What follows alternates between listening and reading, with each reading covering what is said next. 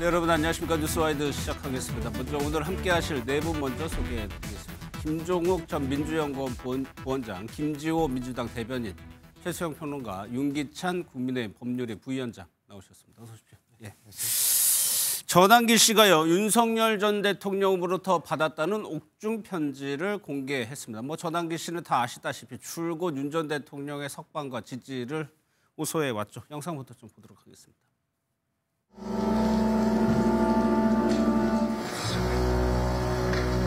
너무나 수척하고 너무나 안타까운 모습을 보이셨습니다만은 그럼에도 불구하고 바로 재판장 덕에 예의를 갖추고 여러분 이게 바로 보수주의 가치 진정한 상남자 윤석열 대통령이라고 저는 같은 남자로서 정말로 존경하고 멋있다고 생각합니다. 이런 윤석열 대통령 지켜내야 되지 않겠습니까? 저는 목숨 걸고 지킬 겁니다.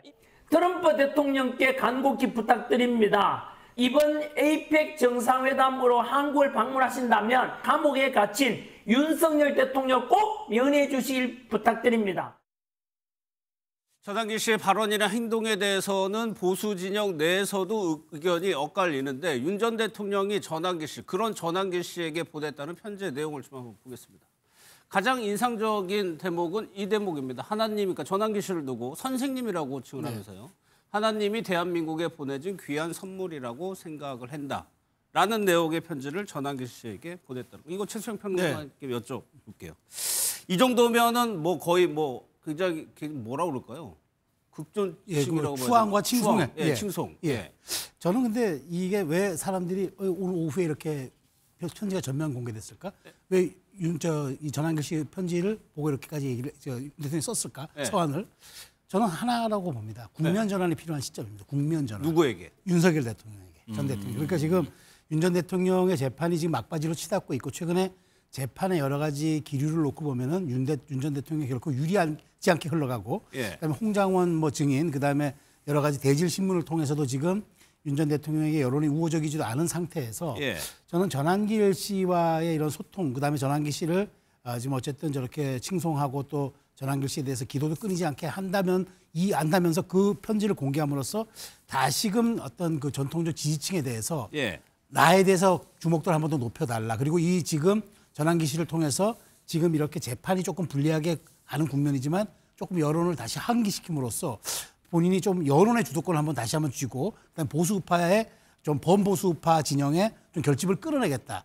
그러나마 그 생각이 담긴 것으로 봐요. 왜냐하면 그렇지 않다면 지금 이 시점에 이 편지와 이런 내용들을 공개할 이유가 없고 그다음에 전환기 씨에 대해서 저렇게까지 정말 칭송을 넘어서 추앙까지 할 수 있는 정말 보내진 선물이고 그를 위해서 끊임없이 기도하고 이렇게 하고 또 해외에 있는 여러 석각들에게 이런 상황들을 알려주고 이런 얘기들을 하는 걸 보면은 윤 전 대통령이 지금 상당 부분 여론전으로 다시 한번 이 국면을 돌파해야 되겠다. 그런 생각을 가진 걸로 저는 추측이 됩니다. 그러니까 재판에서는 여인영 전 사장, 호인영 홍장원 전 차장 아주 강력하게 대응을 하고 재판에서 그렇게 하고 여론의 지지층 결집을 위해서 이런 편지를 공개했다.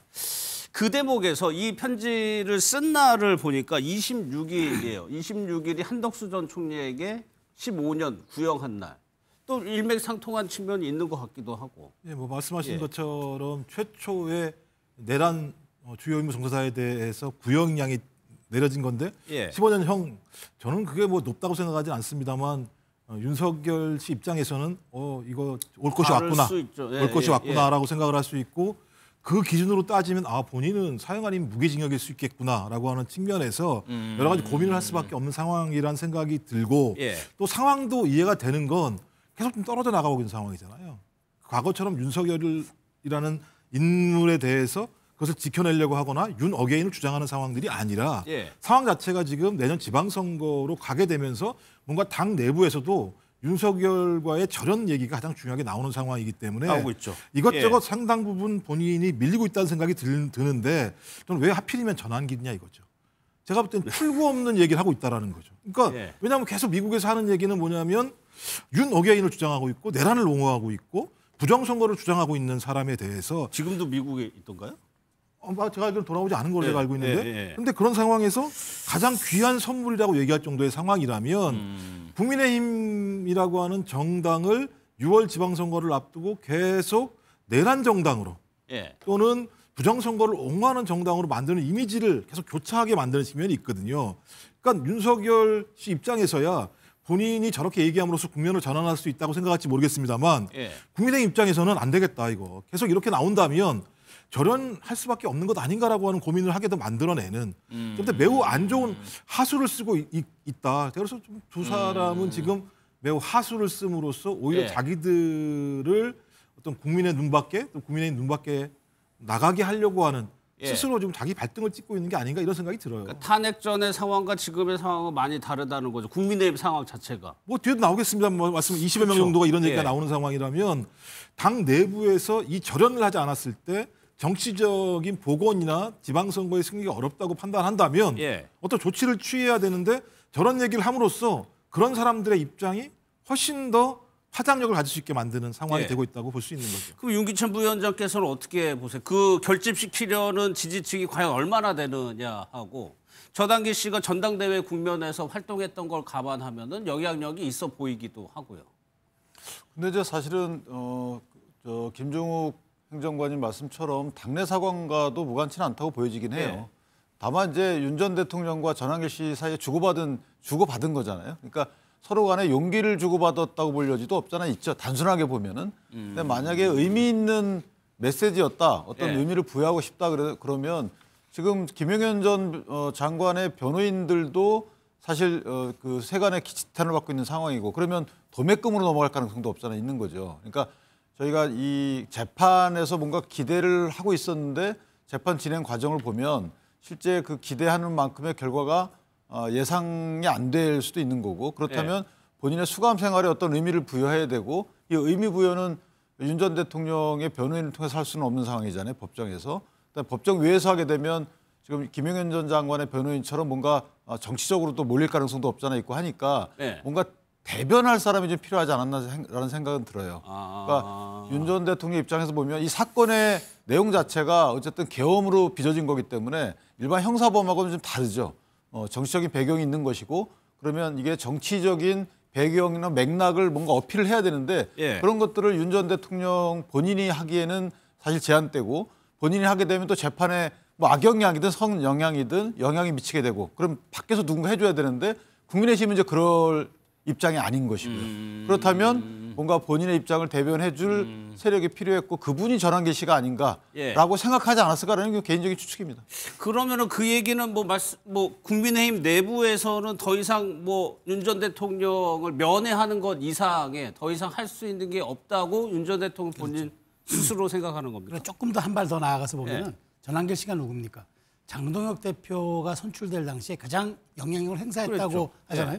근데 지금 12.3 계엄 이제 1주년이 곧 이제 닷새 앞으로 다가왔는데 그걸 두고 지금 장 대표가 사과 메시지를 내야 되느냐 말아야 되느냐를 가지고 당내에서 지금 갑론을박이 나고 있는 상황이잖아요. 오늘도 의견 수렴 중이라고 했죠. 자 그러면 그 거기에서 윤 전 대통령의 절연이라든가 계엄에 대한 공식 사과라든가 나와버리면 윤석열 전 대통령은 고립무원의 처지로 갈 수가 있고 그야말로 절의 고도에 갇혀 있는 심정이 되겠죠. 그러다 보니까 전한길 씨라는 일종의 우회로를 통해서 전한길 씨와 장동혁 대표는 사실 지난번 그 선거 과정에서는 일종의 공동 캠페인을 한 것처럼 보여지기 때문에 이게 우회로 장동혁 대표에게도 좀 일종의 약간의 무언의 압박 뭐 이런 무언의 메시지 이런 게 될 수가 있는 거죠. 그런 측면에서 전한길 씨가 이걸 전격 공개한 거는 제가 보기에 조율은 한 것 같아요.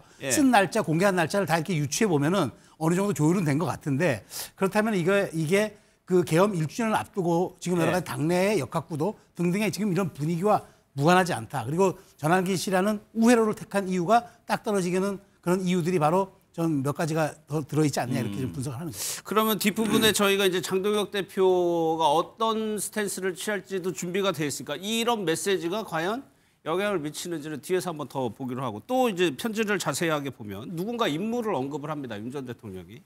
여기에 모스탄이라고 이제 대부분 아실 거예요. 부정선거를 주장하는 사람을 언급을 하면서 감사와 안부를 전해달라고 해요. 이거는 여전히 부정선거에 대한 생각을 하고 있는 것 같은데. 부정선거만 생각하는 게 아니라 그 부정선거를 주창하고 있는 극우 세력까지 총동원해서 지금 장동혁 대표는 우리가 황교안이다. 그리고 체제전쟁 얘기를 하면서 전국을 돌아다니면서 장외 집회를 하고 있습니다. 예. 그리고 윤석열 전 대통령은 밖은 못 나가지만 본인이 여태까지 법정을 기피하다가 그렇게 피하려고 하다가 요새는 적극적으로 법정에 나와서 그렇죠. 지지자들에게 모습을 보여주면 아주 강한 모습을 보이고 있어요. 그렇다면 지금 윤석열 전 대통령 그리고 장동혁 대표는 장동혁 대표가 이야기한 것처럼 체제 전쟁을 하고 있는 겁니다. 둘이. 본진과 윤석열 대통령이 한 팀으로 지금 싸우고 있는데 원팀이라고 보시는 그럼요. 거예요? 그런데 지금 이 원팀만 해도 본진만 해도 이재명 정부나 이재명 지지층 여러 국민적인 그러한 어떤 정서와 맞지가 않는 부분이 있어서 힘이 겨운데 예. 여기에 12.3을 앞두고 당내에 있는 소장파 친한계가 계엄에 대해서 사과해야 된다고 하니까 예. 윤석열 전 대통령 입장에서는 본진만으로는 어려운 거죠. 그러면 나를 도와줄 우군, 상비군이 있어야 되는데 예. 본진만큼 강력한 힘을 가지고 있는 상비군이 누구냐? 자, 장동혁 대표가 유튜브로 면접을 봐서 장동혁 대표를 일약 그냥 당대표로 만들 힘이 있었던 사람. 예. 그리고 해외에 나가서 이재명 대통령에 대한 위해를 암시하는 그런 방송을 할 수 있는 사람. 그리고 끊임없이 윤석열 대통령에게 로열티를, 충성심을 보이고 있는 사람. 힘도 있고 로열티도 있는 사람. 누굽니까? 전환기 씨인 거예요. 그래서 상비군인 전환기 씨를 끌어서 당내에 어떤 본인들에게 대항하는 세력도 좀 누르고 뭔가 좀 힘을 싣기 위해서 예. 제 생각에는 도움을 원군 요청을 하고 있는 게 아닌가 그렇게 보입니다. 그럼 실질적으로 윤기철 위원 영향력으로 한번 따져보면 파급력, 당내 그건 어느 정도라고 보세요? 근데 저는 개인적으로 그 윤석열 전 대통령이 그러니까 장동혁 대표나 국내심의 원조 요청을 간접적으로 했다라고 보지는 않아요. 네. 그러니까 향후 정국을 형성하는 데 있어서 국내심을 놓아줬다. 저는 이렇게 절연을 스스로 했다 이런 생각이 좀 들거든요. 오히려 놔줬다? 그렇죠. 왜냐하면 사실 본인의 스피커나 본인을 대변할 사람은 늘 필요하죠. 그런데 공당이 괜하게 연결되게 되면 윤석열 전 대통령 입장에서 보면 다가올 선고도 선고지만 실제 그 이후에 전개될 전국 상황과 본인의 신변과는 무관하다 보기 어려워요. 네. 그렇다면 국내심이 괜한 오해를 사면 안 되는 입장인데 지금 내란정당위원회에서 심판 청구까지 한다 그러고 추경호 원내대표를 토대로 해서 내란 공범정당이다 이런 프레임을 씌워서 선거까지 치르려고 하고 있잖아요. 네. 그럼 이걸 끌어내야 되는 거죠. 현재 불안해도 끌어내야 되는 것인데 그 일환이다 저는 그렇게 봅니다. 왜냐하면 전환기 씨는 지금 미국 거쳐서 일본에 있는 것으로 알려져 있는데 국내에 있지도 않은 사람에게 저런 의례적인 감사 인사를 만약에 넘어서는 의미가 있다면 그런 정치적인 의미가 있을 것 같다라는 생각이 드는 게 지금 현 상황에서 계속 민주당이 거는 게 그 윤석열 전 대통령과 국내심과의 어떤 결연성 이걸 끊을 수 없도록 상황을 계속 만들고 있기 때문에 네. 본인이 저런 식으로 해서 포커싱을 네. 나와 전환길로 해다오 차라리 나와 네. 전환길로 해다오 이렇게 선회한다면 그렇게 할 의도도 있는 거죠. 뭐 그런 생각도 개인적으로 듭니다. 희망사항을 말씀하신 건 그러니까 만약에 정치인이라면 네. 그 정도의 생각을 바탕에 깔고 하지 않았을까? 했을까? 이렇게 생각합니다. 오히려 윤기찬 부위원장께서 그냥 단순 안부 편지 이렇게 보는 시각이 있어요. 저는 개인적으로 그렇게 봅니다. 왜냐하면 저기서 현재 재판이 거의 매일 진행되잖아요. 사실상 네. 준비까지 하면은 저렇게 구상해가지고 어떤 내가 이런 이유 이런 목적 갖고 해야지라고 치밀하게 할수 없다. 생각할 겨를이 없어요. 그러니까 피고인이 돼 보시면 일반적인 형사범의 피고인의 경우에도 정신이 없습니다. 그래서 변호인한테 절대적으로 의지를 해요. 그런 상황인데 그 안에서 지금 저희가 말하는 것처럼 이런 상당한 의미를 부여해서 작전을 세워가지고 계획을 세워서 이런 행위를 할 거 그건 상당히 어려운 거죠 사실은. 알겠습니다. 요거는 이제 뒷부분에 정치권 소식에서 한번 연계해서 다시 한번 보도록 하고. 아니 근데 요 문제는요. 저는 12월 3일이라는 게 되게 중요해요.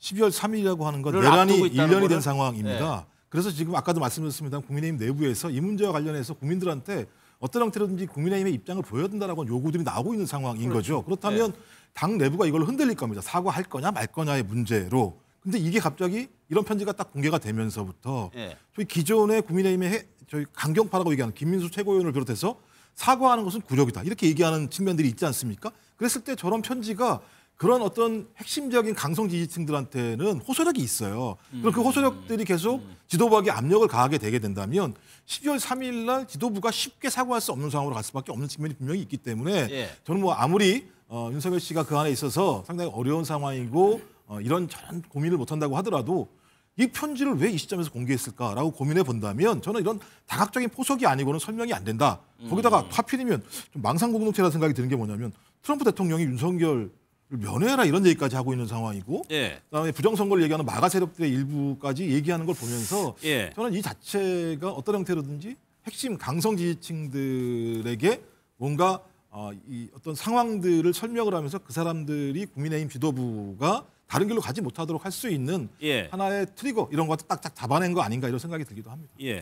또 하나가 이제 수감 생활에 대해서 이제 본인이 어떻게 묘사를 했냐면 유익한 시간이라고 생각을 하고 있는 것 같습니다. 고난 같지만 고난을 당하는 것이 내게 유익하다라는 취지로 지금 수감 생활하는 모습을 전환기 씨에게 보냈다는 겁니다.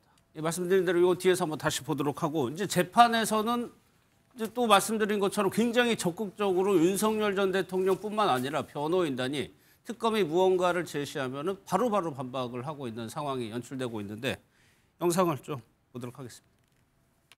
그러니까 이 부분은 피고인이 증인 홍장원에 대해서 신문을 했던 내용인데요. 소리가 좀 크게 나오는지 모르겠습니다. 예, 변호인들 뭐 특별히 뭐 이의 없으시죠? 저희 같은 경우에는 그래도 참고 자료로 제출을 하고 동의를 얻어서 재생을 했었는데 그리고 이 사건 법정에서 있었던 일이고 중계가 된 건데 뭘 이의를 제기하시는지 모르겠습니다. 피고인 부하에게 책임을 전가하시는 건 아니죠? 아니 그 얘기를 하는 게 지금 아니에요. 마치 피고인이 지시하지 않은 일을 증인이 했다는 취지의 신문을 하였는데 증인이 이와 같은 지시도 없이 위치 추적을 하려고 한 것입니까? 자기 입장을 물어보는 거예요. 여인영이 뭐 이걸 모르냐 하는 게 네 입장에서 그런 생각이 들지 않니? 이게 불가능한 일이 아니냐라고 제가 질문을 했던 것이고 요거 이렇게 딱 뽑아가지고 지금 이런 식으로 하는데 안 되는 원천적으로 불가능한 일이었다고 하는 것을 그날 설명을 한 겁니다. 홍장원 전 차장의 영상을 트니까는 변호인단도 바로 즉각적으로 이의를 제기하고 윤 전 대통령도 어떻게 보면 좀 격앙된 목소리로 항의하는데 이거는 좀 법정에서 일어난 일이라 무엇을 항의하고 있는 겁니까? 저게 사실은 이제 그 여인영 전 사령관에게 증인신문 할 때, 그러니까 검찰이 주신문을 하는 것 같아요. 검찰이 이제 필요한 본인이 증인 신청해놓고 신청한 검찰이 신문을 하는 건데 그럴 때는 원래 유도 신문이 안 되거든요.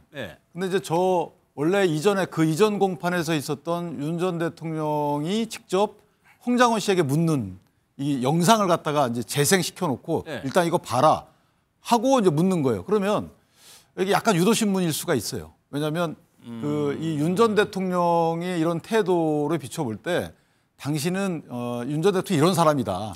이런 사람이니까 잘 알아서 답을 해라.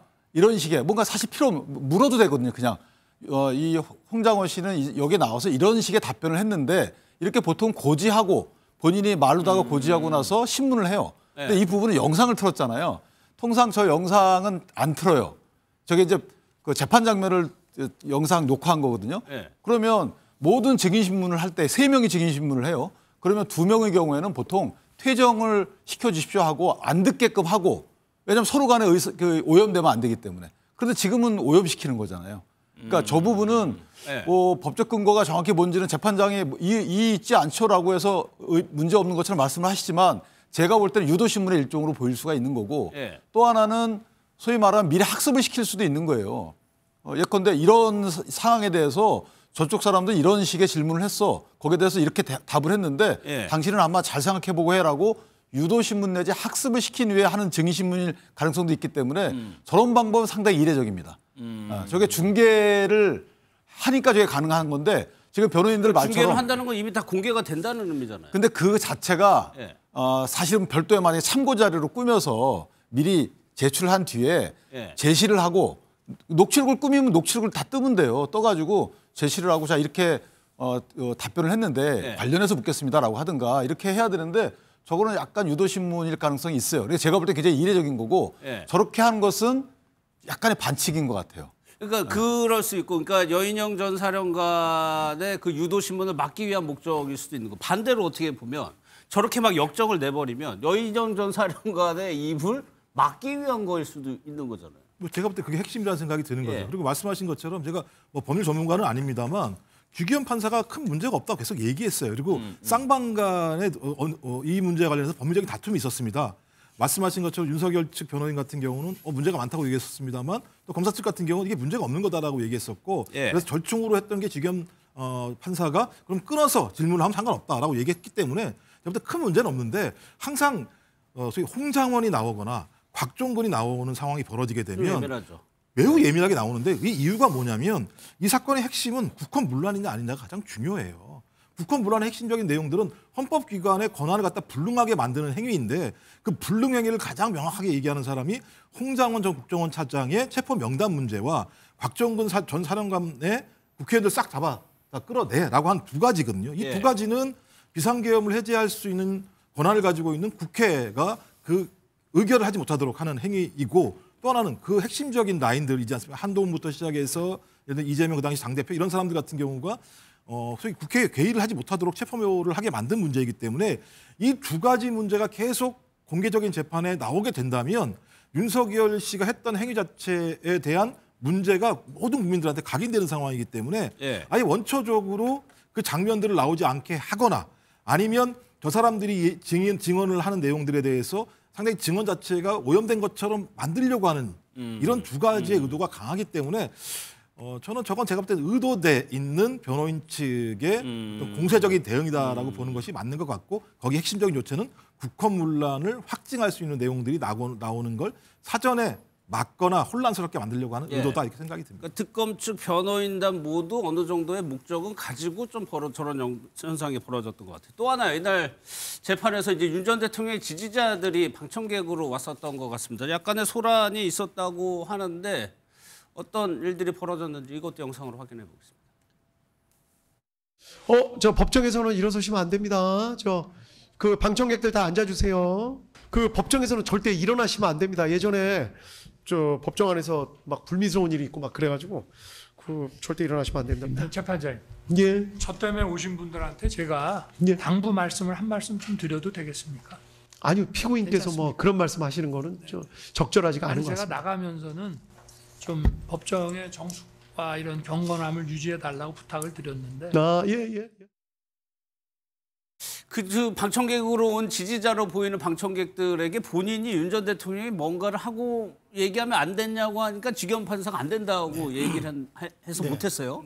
윤 전 대통령 무슨 얘기를 하고 싶었을까요? 그러니까 저는 제가 보기에 오히려 그때는 좀 그 지지자들에게 여기는 엄숙한 법정이니까 그런 행위라든가 소란 자제해주고 그러니까 깨끗 좀 그러니까 선을 그어주려고 한 것 같은데 그조차도 제가 보기에 지겸 부장판사는 그걸 해줄 경우에는 윤 전 대통령이 사실 피고인 신분으로 나와서 방청객들에게 일종의 훈시 같은 걸 하는 그런 부탁 말씀의 형식이긴 하지만 그건 아마 적절치 않은 거라고 본 것 같아요. 게다가 최근에 이제 이진관 전 부장판사와 지금 약간 대비되는 그런 약간 지금 모양새도 있는 것 같고 그다음에 지겸 부장판사가 굉장히 좀 관용적으로 관대하게 재판 진행을 좀 이렇게 다 안으면서 하는 그런 좀 포용적인 재판 형식이라는 게 좀 뭐랄까 좀 그 제대로 보는 사람들은 그러니까 우호적으로 보는 사람들은 그렇게 보지만 좀 비판적으로 보는 사람들은 왜 이렇게 좀 말하자면 재판 진행이 이렇게 깔끔하지 않느냐 이런 또 얘기가 나오기 때문에 아마 그 부분이 좀 아마 좀 머릿속에 있었던 것 같아요. 그래서 윤석열 대통령의 그 발언 기회도 자른 것 같고 더더군다나 지금 그 이진관 판사가 진행하는 재판에서 감치 소동이 있었기 때문에 혹시나 그런 또 돌발 상황이 나오면은 이건 또 지겸 부장판사에게 대단히 좀 약간 좀 뭐 어려운 상황으로 갈 수가 있기 때문에 아예 좀 불씨를 제거하는 듯한 그 모습을 보였고 윤 전 대통령이 제가 보기에 오히려 뭐 자극하나 이런 말이 아니라 정숙과 질서 유지를 당부하면서 본인의 어떤 그런 가치를 좀 입증하는 그런 기회를 삼았었던 것 같아요. 김용현 전 장관 변호인들이 논란이 워낙 많았으니까 그거를 오히려 조금 순화하는 얘기를 했을 거다. 요것도 제가 궁금해서 윤기찬 부위원장께 여쭤보면 만약에 제가 피고인이에요. 근데 방청객에 제 아는 지인들이 와가지고 얘기를 해요. 피고인은 제가 얘기를 할 수 있습니까? 원래는 안 돼요. 안 되는 거죠? 그러니까 법정 질서유지권과 소송지휘권은 재판장만이 갖고 있고요. 그러니까 윤 전 대통령이 재판장에게 이렇게 해도 됩니까라고 물은 건 그럴 수 있어요. 그런데 허락을 할 수가 없죠. 예를 들어서 피해자가 와 있고요. 피해자에게 사과의 말을 직접 전하고 싶습니다라고 해서 임장에 있는 피해자에게 말할 기회를 얻어서 할 수는 있어요. 근데 저 부분 이제 지지자기 때문에 저희가 그 법 절차 내에서 할 수 있는 법적 규정은 없고 저거는 지겸 부장의 적절한 소송 지휘권 행사다 이렇게 생각합니다. 알겠습니다.